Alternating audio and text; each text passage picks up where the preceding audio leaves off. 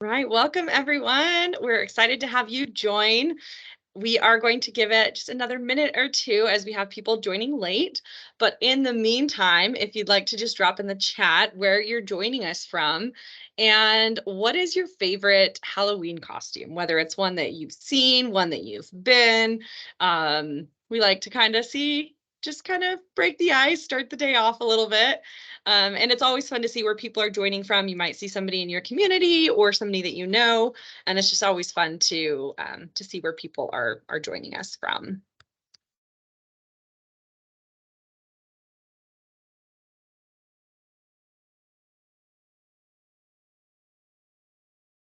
Yeah, Scranton is real. Thanks, David.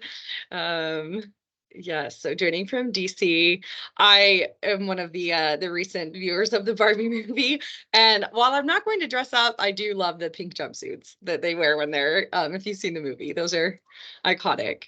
The air-filled dinosaurs. Oh, I love that. I don't know. Let's see. Michelle, have you seen the video of the grandparent in the airport that dresses up in the inflatable dinosaur for when their kids get off the airplane? It is hilarious. If you haven't seen it, Google it. I love that. I've done that with my little nieces and nephews. We have acquired a couple in our family, so I surprised them once when they were sledding, and those it's so fun. Let's see. Classic Witch. Gotta love it. It is a fan favorite. From Concord Chamber, kiddos dressed as little monsters. Genuinely so cute. Had a costume that had me go as sheet music. Wow, that's really cool. Original composition and notes on my press-on nails. That is a level of detail that I appreciate. I appreciate the detail to that. Oh yeah, it looks like Michelle's seen the video. A CVS receipt, nice. That's amazing. Well, we will go ahead and jump in. I know we'll have some people joining late, so keep it coming. It's always fun to see. I love seeing the variety of these as we get ready for Halloween this upcoming week. So welcome to today's webinar, The Relevance in the Workforce Arena, How to Engage, Lead, and Measure Impact. I am Cece Francisco. I'm with the U.S. Chamber Institute staff and oversee faculty, curriculum committee, social media, webinars, the blog, and our DEI committee. And just as a reminder for those that are unaware, Institute is a CAE and a CCE approved provider. And so this means the Institute qualifies for 1 hour of CAE credit and 1 point of CCE credit. And you may request a webinar certificate by emailing us after the webinar, and I'll go ahead and put that email in the chat. And just as an FYI, both a recording of today's webinar and the PowerPoint will be available in our webinars and resource center, usually about 48 hours after the webinar. And so if you do have any questions that come up throughout the webinar, we do ask that you drop those in the chat, and Christine will be answering those throughout. So don't hold back. We'd love to answer those in real time and make this a very engaging conversation today. And it is my pleasure to introduce Christine Kennedy, IOM, CCE, CPC, ELI-MP. So a lot of letters there. Christine has over 20 years in the Chamber of Commerce and nonprofit industry, and she is currently the COO and the EVP of the Lynchburg Regional Business Alliance. She's been instrumental in earning 5 consecutive 5-star accreditations with the U.S. Chamber, and she serves on several local and national boards, including the Regional Workforce Development Board, and she is the past chair of the Institute Southeast Board of Regents and current vice chair for Institute Curriculum Committee. So very excited to work with Christine. Kind of a fun fact, Christine and her husband live on a 17-acre farm in Bedford, Virginia, and they have a restored 1860s farmhouse on the property called the Sanctuary, which Christine confirmed right before this call has no Wi-Fi. It is off the grid, which is both something I love and my nightmare simultaneously. But amazing fun fact. And Christine is an Institute faculty member. It's been a joy working with her. We're excited to hear from her today. So Christine, I will turn it over to you. Hey everyone, happy Friday Eve. Or for me, it's technically my Friday, so y'all can all be jealous on that one. But we've had in the past 7 days, we've had 2 of our largest events. We did our Education and Workforce Summit on Friday, and we did our Emerge Women's Summit on Tuesday. So this is the last thing between me and nothing. So I'm glad to be with you all and honored to share today. When Cece asked me to do this, we are really in the thick of education and workforce, and just finished a really cool project. So I'm gonna walk through some slides and hopefully give you all some frameworks or some things to think about with where you are with workforce. A little about our organization. We are a combined chamber and economic development organization, and we represent the entire region, which is the city of Lynchburg, which is our metro, and 4 surrounding counties. We have 850 members. Our vision is really simple, probably not unlike many of yours, creating a region where businesses and individuals thrive. We have 4 pillars to our mission, which you can see on the screen.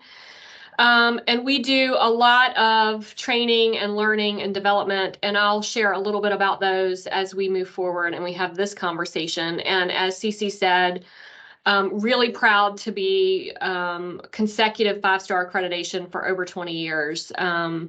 It's like the love-hate. We love having accreditation. It's a lot of work in the year that you're putting everything together. But once you start that process, I just would highly encourage it. It really does help with credibility and benchmarking your organization against the best of the best. So what's on your mind? If you want to just put in the chat as we go through this, I do want this to be conversational as much as it can be. I do want to make sure you get what you need today. So if there's any pressing thing, you're like, I want to know this, please put that in the chat. Cece is going to help me monitor the chat. But if you've got any pressing workforce or education questions you want to make sure we get to today, please put those in the chat as we go forward. So U.S. Chamber has basically 3 pillars of the talent pipeline: early childhood education and care, the connecting of K-12 to careers, and then post-secondary and workforce development. We kind of have followed that pathway in terms of how we bucket what we do. And so I just give you that as you think about where you are in your organization with each of these pillars. It doesn't mean you have to be involved with all. You can have one that's your sweet spot or one that you really latch onto, or you could have a little bit of work in each of these. You can't read all this. I'm going to call out a couple things. I just last week just started looking at some headlines for education and workforce that are recent. In other words, in the past 60 days. And so I just want to give this for some context. While we're here, I'm just going to read this. We appear to be stuck in a low resource, low efficacy equilibrium. Small benefits at low levels of funding discourage high levels of investment. Yet without additional funding, it is unlikely we will see substantial improvement. So some of y'all may be thinking, yeah, it's a reality on the federal funding side. The next quote, we should also strengthen the connective tissue of support services. Education, training, and employment systems are decentralized, and the bewildering array of options can overwhelm workers who are juggling busy lives. Any of y'all have that concern in your community? Barriers related to transportation, childcare, mental health. So, you know, you guys are going to get this PowerPoint, but, you know, these could be some great conversation starters with your board or your education and workforce committees of which ones do you relate to. And Christine, we do have a comment real quick here in the chat from Suzanne. Success people have had with job boards, not much luck with those with my members, and Indeed and ZipRecruiter are rising in use. It's just a comment here. Interesting. Okay. Yeah, I'll talk about what we're going to try as a solution to helping people find jobs. So I'll share that as we go. We're launching a brand new talent attraction website. So not to replace Indeed and LinkedIn and all of those, but as a funnel as people are making their decisions. So, you know, record number of graduates getting degrees and credentials. We see that. And yet employers are consistently telling us they can't find qualified candidates for their jobs. Employers aren't getting the skills they need. Hiring managers can't find competency. I mean, you know, the stats are all there. Again, just some additional things I pulled out. This is from Harvard Business Review. You know, to create change as an industry, we must provide greater credibility to alternate education paths that allow students to gain employable skills. Anybody having that conversation on, a 4-year degree versus a credential or apprenticeship type certificate. It's the reality we live in today. So many issues. These are some of the ones we're dealing with in our community. Affordable quality childcare, long-term COVID implications on education and workforce. Like, I'm not going back to work. Don't ask me to come into the office. So I don't know if you all are dealing with that. Affordable workforce housing, underskilled, hard to hire, justice involved workers, the new worker and their expectations, the newer generations, what they expect from work. Many of them do not want a 9-to-5, nor do they want a full-time job. They want to hustle and enjoy their time off and do just enough to get by. AI and HR. Lots of talk around legalities of hiring and using AI, folks creating their resumes with AI. The whole workplace culture. I do quite a bit of work in our local community around workplace culture and helping employers grapple with the changes they're going to need to make to be attractive to the new worker. What are some others? Are there any other things that you all face with regard to education and workforce? I'd love for you to put those in the chat so we can just see what else. We can lament together. How about that? We will lament together. I see some other comments in the chat. We're working closely with our school system and community college to promote more apprenticeship. Yes. Encouraging businesses to evaluate degree, especially if a 4-year degree is needed.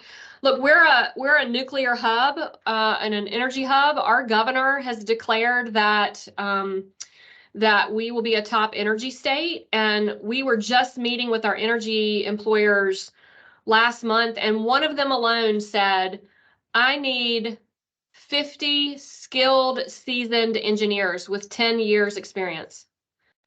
And I don't know how many of you all have 50 skilled engineers sitting around waiting to find work, but that's a huge problem. And so helping your business community find their people is definitely a challenge. K-12 pipeline and connecting the jobs. Yes, I see all those comments. Let's see, Barb, you want to hear about other strategies they've used? Let's see, my box is popping up. I can't see that. Let's see. To bridge business and education. Okay. Yep, we'll talk about that. Here's kind of the consequence, right? So we now have in February 2020, right before COVID, 6.9 million job openings. Today, I just pulled these numbers, September of 2023, 9.61 million job openings in the US.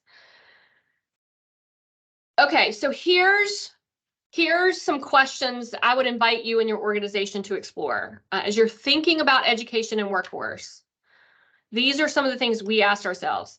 How are you relevant and a must for your members in the workforce arena? Like, are you the one solving their problems? What's your lane? What education and workforce challenges is your chamber and association best suited to impact?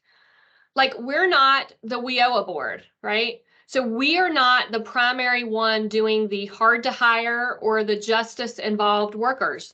We just are not that organization. We do not receive funding streams for that, but we work with our WIOA board as they work with those populations. So we had to quickly identify what's our lane, what can we do best, and then put a stake in the ground for those things.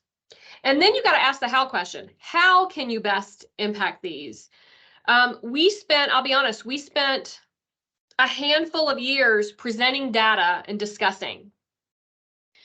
And while that was great, our business community, how many times have you done a survey asking your employers, or how many times have you seen a survey in your community, whether you're doing it or somebody else, asking your employers what the workforce issues are? And our business community was tired of responding. And that's kind of that so many, cooks in the kitchen, and nobody was really creating a quality meal. And so finally, we said, stop, time out. We've got to stop asking because we already know the answers. We already know the answers. They've given us the data. We got to do something with it. And so in 2022, we did a 5-year campaign for economic development. Part of that was a feasibility study. And the number one issue for economic development was workforce. And our members put their money behind that issue. And so in 2023, we hired the same consultant that did our economic development strategy to create a workforce roadmap for us. And so we told the business community, we're not going to come to you and ask you those questions anymore. We've listened to what you've told us. We're going to roll up our sleeves. You've given us some money, and now we're going to go to work. We're going to solve the issues. And so we've built this credibility now of saying, look, we're not going to ask you anymore. And it's interesting that some of these employers are now saying to others in the community, we've already given the answers to the Alliance, and the Alliance has the roadmap. So that's kind of good to hear from our perspective. Then another question to ask is, what best practices exist for the challenges you're wanting to tackle? So they're out there. There's another community with a similar DNA or a similar program of work that you could learn from. We call it R&D, which is not research and development. It's rip off and duplicate. Some of you all have heard that term if you're an IOMer, but we found a couple communities that really were doing it and that fit the kind of the sector model we had. They had similar in-demand sectors of their economy. And so we did a couple things, which I'll talk about in just a minute, about what they did. Then you ask, who needs to be in the room? Who needs to be in the room? And sometimes this is your competitors. And so we did a lot to build some trust with those that kind of really wanted to be in our position. We invited them to the table and we said, look, we've gotten some funding. We're going to create a roadmap. We want you at the table to talk about this. And that was very helpful because now everybody in the room is on the same page and they're all in agreement of kind of how we're approaching some issues. And then what framework will help you solve your education and workforce challenges? I'm going to give you two today that we use interchangeably, and that's the collective impact model and the switch model. And if you were in my IOM class on workforce, you've seen the switch model. I live, eat, and breathe it on a lot of issues, so it's just the one we use quite a lot. So let's dive right in. If you don't know anything about collective impact, here's just a cheat sheet, but basically there are 5 conditions for collective impact, and they're listed on the screen. A common agenda, a shared measurement system. We're all going to agree that these are the metrics that are important. Mutually reinforcing activities, meaning it's not a fragmented system. We're all going to support the activities and champion the activities which will lead to those measurements, those outcomes. Continuous communication. For us, that looks like quarterly meetings with our workforce targeted advisory group. It looks like targeted email communications to the players on, hey, here's what you said you wanted, here's what we've done. And then a backbone support organization. And this is where collective impact fails. I see it a lot of times. There is no agreed upon backbone support organization, meaning all the players agree that we'll let XYZ organization be the bird dog. And for the first time, we put ourselves out there as that backbone support organization. And I think it worked because we had the business community funding our effort. And so if you wanted to play in the sandbox, you had to be at our table because the business community was driving their support towards us. And so we became that backbone support. We just raised our hands and said, look, nobody else is doing this. Everybody's talking about it. Everybody is griping about it. We're going to start solving the issues. So this is collective impact in the model. So you got to kind of think about, would this work in your community? Can you get all the players? Can you start building consensus and agreement around things? And then the switch model, you probably can't read this, but there's 3 sections to the book of switch. There's the direct the rider, the motivate the elephant, and the shape the path. And each of those sections has 3 kind of tenets. And the book is a great storytelling book of giving examples of really complex problems that communities have solved using kind of these tenets. So how to start? I want everybody to think in your minds right now about one education or workforce challenge in your community, and then identify a program or activity that your chamber or association has been involved in or could be involved in to help overcome that challenge. So, you know, I'm looking at Barb, you know, she's thinking about strategies to build a bridge between business and education cultures. Okay, so there's your problem, Barb. That's your challenge. Like, how do we build a bridge between business and education cultures? So here's how you would potentially run through that. Is there an activity, a program, a meeting, a something that you could do to bring business and education cultures in the room to have that conversation? You know, it could be presenting some data first, letting the employers talk about the challenges that education is not meeting for them, right? If they hear it straight from the horse's mouth, maybe that will work. And you then use the tenets of the switch model to kind of work through that challenge or activity. The switch model always starts with directing the writer. So if that's your challenge, I'm picking on Barb because hers is right front and center on my screen. But I would look, the first thing says, follow the bright spots. What's working in another community in terms of bridging the gap between business and education cultures? Find another community that's doing it well, and then share that with your local community and have them react to it. The next step under direct the writer is script the critical moves. If you get consensus that, yeah, I like that, that's where that could work in our community. Okay, guys, what's the first step? Where do you want to go from here? How do you want to move forward? Who wants to do what? So you keep kicking that ball down the field with heads nodding. And if you get stuck somewhere, you go back to a step. And you might also go back to the collective impact model. Are you stuck somewhere? Are they not agreeing on the common agenda? Are they not agreeing on mutually reinforcing activities? Take them back to the process and say, look, if we can't agree on activities that we'll all support, we're not going to solve the problem. And we started having some of those, I mean, like real conversations. We're like, guys, like, do you want to be in the same spot next year? Because if you do, we can keep going around this mountain, or we can actually agree that we're going to take some steps forward. So I hope this is tracking. I can't see everybody's face, but thumbs up. Are we doing good? Do we understand kind of framework? Okay. Just making sure. So here's how we did it. So when we started getting serious about education and workforce, meaning everybody was talking about it, the business community needed someone to start having different conversations. We did a workforce summit, and it highlighted, we brought in the bright spots. We brought in folks that were doing it well in other communities and let the business community and the education community hear from communities that were doing it well. So that's the direct the writer step for us. Then, because of that, we asked them in the room at that workforce summit. After they heard from everybody, we broke them into tables and we said, what do you want to do? As a result of what you heard today, what do you want to do? What do you want the Alliance to do? What's our next step? What do you want to do? And one of the bright spot communities we brought in was Tuscaloosa, Alabama. West Alabama Works. They have one of the top manufacturing and skill building K-12 programs in the country. And our community said, we want to go to Alabama. So in 2018, we planned an intercity visit to Alabama.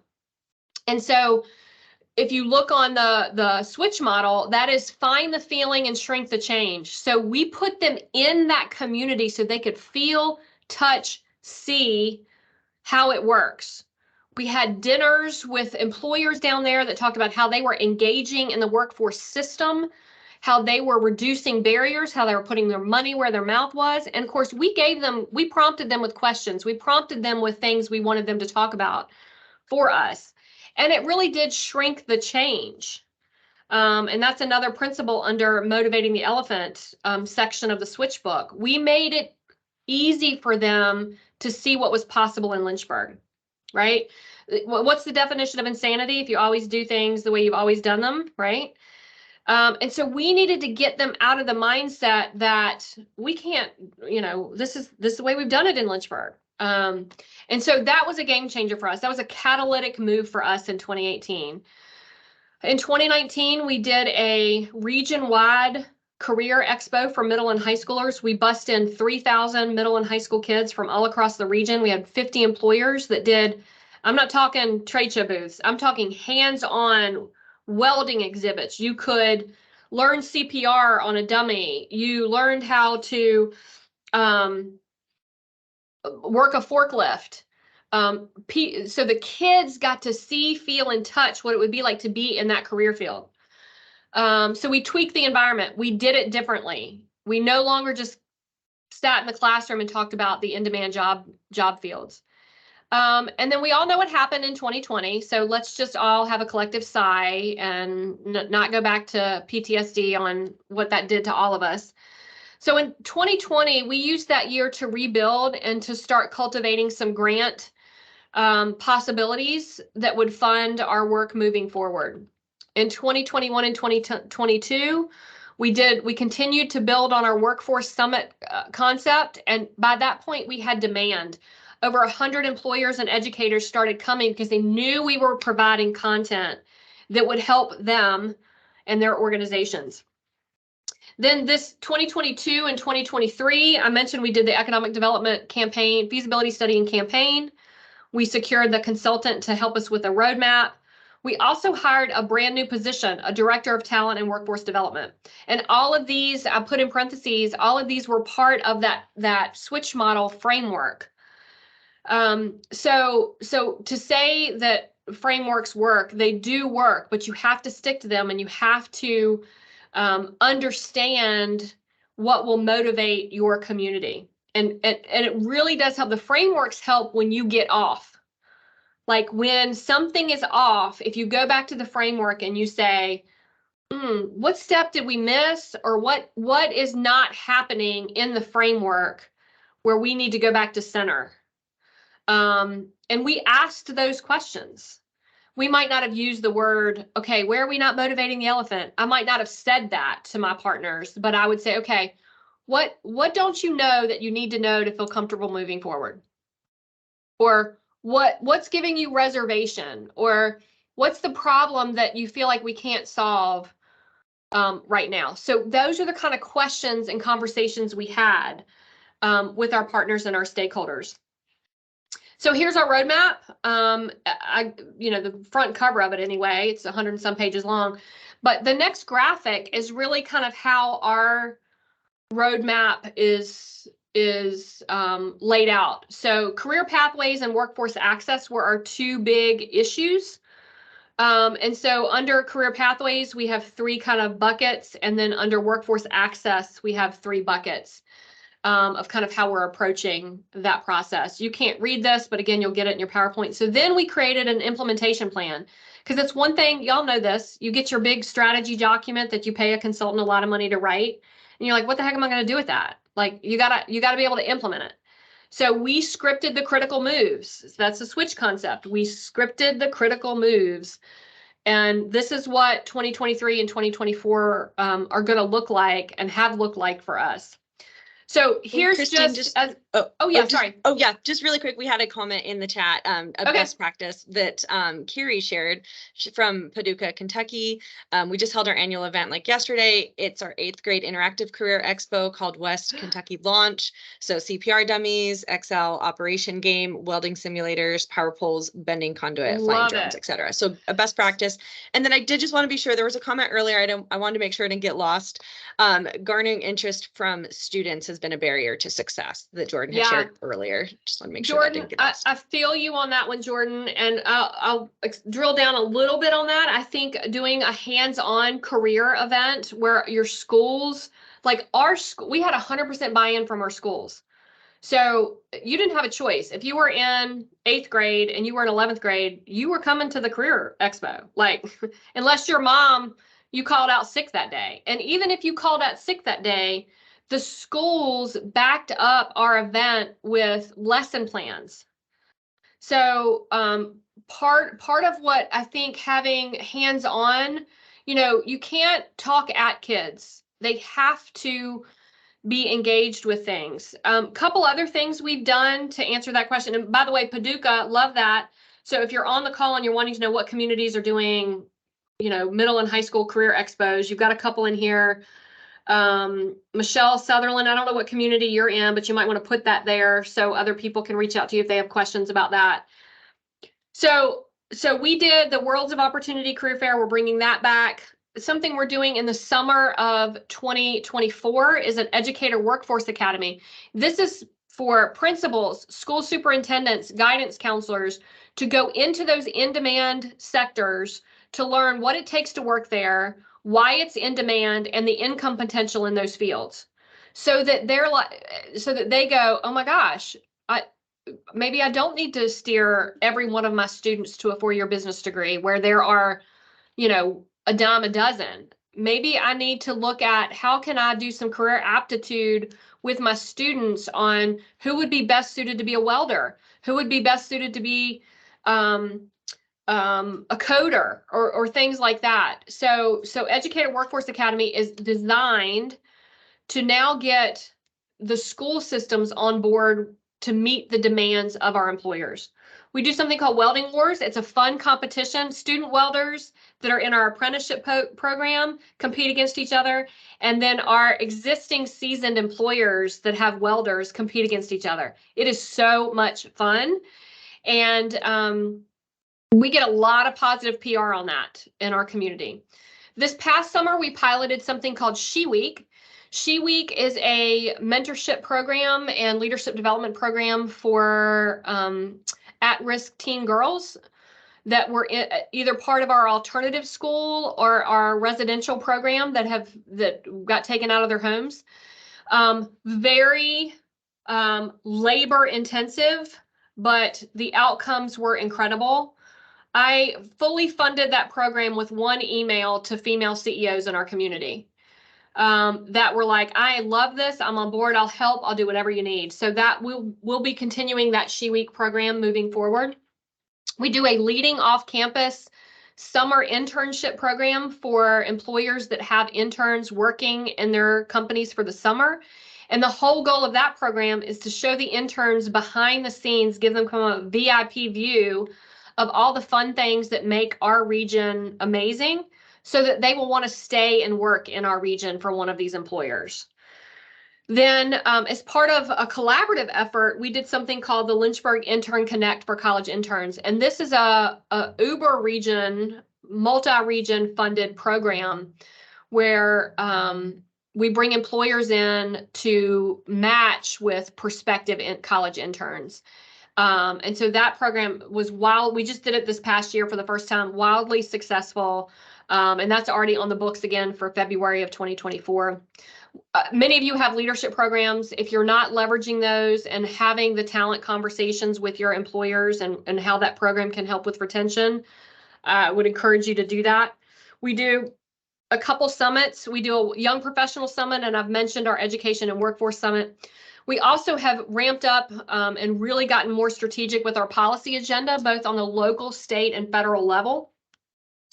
Both from a funding and a increased funding for programs, but also on some of the issues that you all have mentioned, streamlining those gateways to where they can go for resource help. We also have been asked to serve on the statewide Virginia Early Childhood Foundation Business Ready Roundtable, which you talk about. If you think about what are those levers that say you've arrived as a community that's taken seriously, when your state chamber says, call Christine, she needs to be on your business ready roundtable. And so just yesterday we had a call with them, and I'll read this. Read this too, because it just blew my mind. We sat on the phone yesterday with employers that are paying to play. In other words, they're spending $5,000 to $10,000 depending on their income level, their revenue level of their business. They're paying that much money into a lobbying effort to lobby our state for more money. And as a result of that, we sat on the call yesterday with, I think there were 30 of us from across the state, and our ask for the General Assembly for this upcoming year is going to be $275 million. So to say we're serious about this, we're serious about it, right? Like, it's happening. Now, whether we get it or not, I don't know, but we're all rowing in the same direction for it. And again, it's collective impact, right? Even on the state level, we're applying the collective impact model. And then lastly, we're working on, this is not live yet, we're working on a talent attraction website that will be live in 2024. That's a major lift. That's a major lift. I mean, everything from what you call the domain to what employers need to be communicated on that website, to what do we want to make sure we're saying to attract the right kind of workers. I'm looking in the chat, STEM manufacturing event, love that. Let's see, we're happy to share. I'll go DeWitt. DeWitt, love that. Love that, love that. CTE PD Day, teachers shouted professionals in their area of study. We also did a youth science assessment with all 7th grade. Oh, I love that. I would love if you have a link to your youth science assessment, put that in the chat. I think that would be an amazing thing to R&D for some of us that aren't doing that yet. That's a really cool example. Really cool example. Cece, make sure I'm not missing anything. Did I get everything so far? Yeah, and then there was one just above the CTE PD comment from Carrie about the educator externships. So taking 30 teachers, career counselors, principals to learn about the river industry careers by touring a towboat, seeing where a deckhand lives, works, and eats, and how they train, and how they would be promoted and how long that takes. I want to go on a towboat and see how a deckhand lives. So can I take a field trip? That's really what I want to do. Yeah. Okay, so what's next? I mean, you hear about what we said we're going to do. It's really all about outcomes, right? It's all about outcomes. Now, I will tell you, here's kind of some of our outcomes already. Like, this is what our agenda looks like to be able to do what our employers say they wanted. We asked this question, and you all have heard this, the Peter Drucker statement, what gets measured gets managed. So we asked everybody involved with the creation of our workforce roadmap. We said, if we're having this discussion 3 years from today and you're looking back, what has to have happened for you to be happy with our progress? We asked them what the wins would be. And so that's how we're building our agenda, our program of work. And then, by the way, if your employers or your educators decide they're out and they don't really want to stay engaged anymore, then we go back to them and say, then you're not going to get these wins. You're not going to get the wins. So we make sure that when you put an answer on that flip chart, Mr. CEO, then we need you at the table, and not just at the table to say this is what a win looks like, but to help us achieve those wins. So ask your community that question if you start doing some strategy work. A reminder of collective impact. So here's kind of our steps. Our common agenda is our workforce roadmap. We're using agreed upon metrics. We are all, when I say we, I'm talking educators, K-12, pre-K, our WIOA board, all of our support organizations that serve on WIOA as mandated partners. We're all supporting the key events. We're meeting regularly, and they have agreed that we are the backbone organization to take the lead. So, part of us were like, yes, they agree. And then part of us were like, oh crap, that means here we go. Buckle up, everyone. We gotta do what we say we're gonna do. But so far we've had lots of traction. We just had a site selector magazine come and spend 2 days in community, interviewing our employers, interviewing us, interviewing our educators about why this is working in our community. So you better believe, an advertorial that we don't have to pay for in a site selection magazine that showcases our community. Earned media is the best kind of media. Earned media, right? All right, so reminder of the questions you should explore. These were in the beginning of the presentation. Maybe you'll have a different frame of reference, or you're thinking about this differently now that we've gone through kind of how Lynchburg's done it. So I would encourage you just to, again, have these conversations first as a staff, and then maybe bring in some of your education and workforce partners. And then finally, I'm just going to give you some advice. This is, this isn't Oprah. This is just me saying, here's what we've dealt with and how we overcome it. Okay. So you don't have enough time to engage in everything that needs attention. That leads to overwhelm. I mean, how many of you all at the end of every day go, good God, I got through 2 items on my agenda and I still feel like I haven't made a dent. It's true. It happens. So for me, what works is I spend time with those that are getting it right.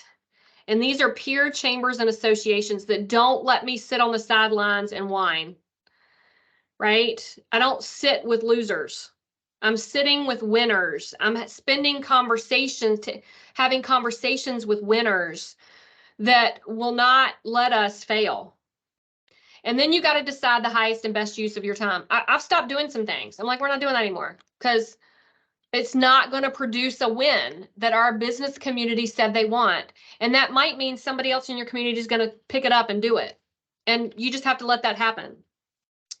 So sometimes I ask myself, what can only I do, or what can only my organization do? And then I offload those things that won't lead to impact. Secondly, you don't have enough resources to tackle all the problems. Look, we're all asking for money, whether that's through sponsorship of events. We're now at the point where we're asking people to fund initiatives. Yes, we're still going to have, the 5 levels of sponsorship at our annual meeting and the 5 sponsors at our, workforce summit. But we're now saying, Mr. CEO of XYZ company, you've got a foundation. I need you to meet with your foundation board and fund this initiative because this is a priority for you. So when is the application deadline? I mean, we just say like it is, like, we're not going to mince words. Like we need your support. And if you foundation can't do it, help us find the money. And the way we've done that is really decide on what are those initiatives that will give us the most momentum first. So what in your community, what's the 1 or 2 things that will create that ripple effect for you and your organization? And then we are absolutely leveraging our foundation, our 501c3, for grant funders and finding new partners. And lastly, you will have competition for relevancy in your market position.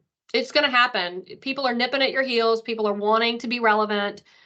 And my phrase is don't promise, just prove. I'm not going to spend the time defending what we're doing. I'm just going to get the work done. The media's picking up on it. We're getting the earned media. We're getting the CEOs at the table. We're getting the funding. And so I've stopped worrying about everybody that's nipping at our heels and saying, well, we can do this and we do this and we do. Fine, go do it. Go do it. But I dare say if you're the top chamber or association in your sphere, you're the only one that are getting the right people at the table. And if you're not, you got to figure out how to do it. Because you've got to be that top dog to maintain or to get that relevancy. So I've thrown a lot at you. In the PowerPoint, I've got some resources. The U.S. Chamber has some fabulous work. And again, you don't have time to do everything, but you have time to research. So there's probably twice a month, I will stalk some of our favorite resources and say, okay, who's doing what? How's this happening? Is there another resource out there? Is there another grant source out there? And so these are 2 of my go-tos, U.S. Chamber Foundation under Workforce and Education. And then I'm giving you a couple of others that the U.S. Chamber has used a lot and that we seem to see some best practices and some bright spots, as the book Switch calls it. Okay. I'm done talking. What are some of your ahas or your first steps as a result of this webinar, or what other questions do you have for me that I can help you with today? We got about 15 minutes. And you are welcome to take yourself off mute, raise your hand. CC will help manage that if you want to actually talk as a human. We would love to hear some voices. Yes, if you would like to be unmuted, just go ahead and raise your hand and we'll take care of that. Or feel free to drop in the chat. Excellent. Tracy, go for it. So I think you just have to unmute on your side. Yeah. Hi, there we go. Hi, I have a quick question about the roadmap. And now that you have it in place, how are you rolling it out in terms of like, where are you starting? And I guess I could look at I need to go back to your step by step, but how are you like announcing it and rolling it out, I guess? Yeah, so we did kind of we brought all of our partners that participated in the roadmap process together to first let them react to it.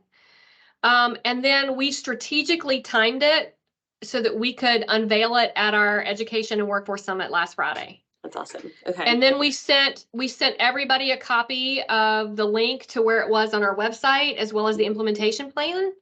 And the survey that we sent out after the event actually had a question on there that said, if you're not currently involved in the roadmap, where would you like to fit? Where do you want to get involved? That's Great a good question. one. And Yeah, good to see thanks. my Virginia buddy. Yes, My Virginia of course. buddy on the call. Who else? Questions, comments? Laments. If you want to commiserate together, we can do that. Did this help you? Y'all give me some feedback. Did you get something that will help you? Thank you, Jordan, for the U-Science link. That's amazing. What else? Anything else? I've just given you then 13 minutes of your life back.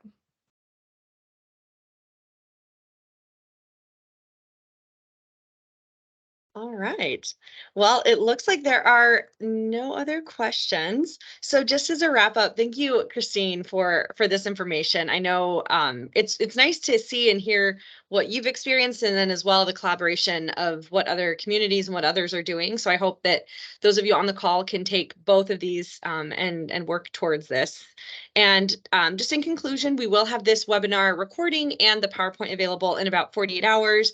It will be in our webinar and resource center, and then CAE, as a CAE and CCE provider, this does qualify for 1 hour of CAE credit and 1 point of CCE credit. So you can go ahead and email the IOM inbox in order to request that transcript and that certificate of attendance. And thank you all for joining today. We appreciate it, and have a great weekend and a great Halloween with all the great Halloween costume ideas out there. And thank you so much. Take care, everyone.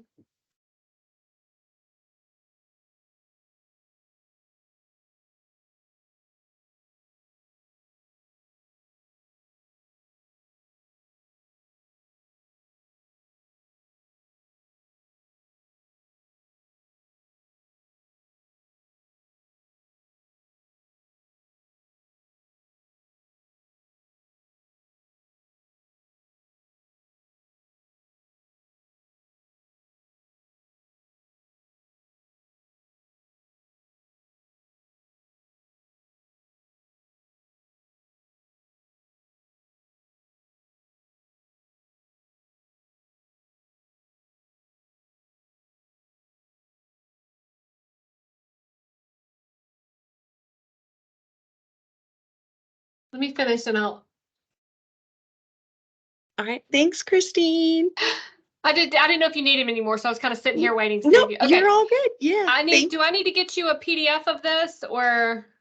Yeah, if you can send it as PDF, we'll get that put on. Okay. I will Yeah. do that for you guys today. If y'all need anything else, let me know. Thank you. Thanks, Christine. Bye-bye.